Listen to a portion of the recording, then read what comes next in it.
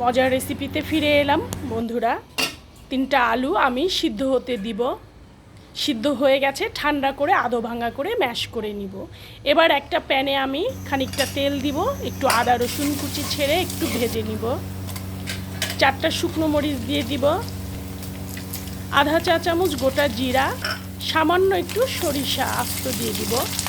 এবার পেঁয়াজ কুচি ছেড়ে দিব আধা কাপ, কিছু কাঁচা মরিচ দিয়ে দিব, ম্যাশ করে রাখা আলুটা ছেড়ে দিব, একটু হলুদ মরিচের গুঁড়ো দিয়ে এটাকে নেড়ে চেড়ে নেব।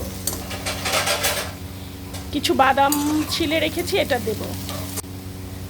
ভালো করে মিশাবো। 2 টেবিল চামচ ক্রিম দিয়ে দিব, একটু জিরার ফাঁকি ধনে পাতা দিয়ে নামিয়ে নিব। এবার একটা প্যানে 1 কাপ সুজি, আধা কাপ বেসন, আধা কাপ টক দই, পরিমাণ মতো চিনি, লবণ দিয়ে পানি দিয়ে আমি একটা গোলা তৈরি করব। এটাকে একটা ব্লেন্ডারে ব্লেন্ড করে এই রকম মিহি করে নেব যাতে কোনো লাম্পস না থাকে। 1 চা চামচ বেকিং পাউডার দিয়ে মিশিয়ে নেব।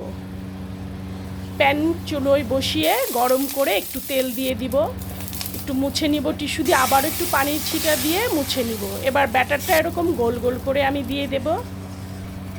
উপর থেকে বাটার ব্রাশ করে চারদিক থেকে এইভাবে করে তুলে নিব। হয়ে গেল আমার মজার দোসা সাথে আলু মশলা।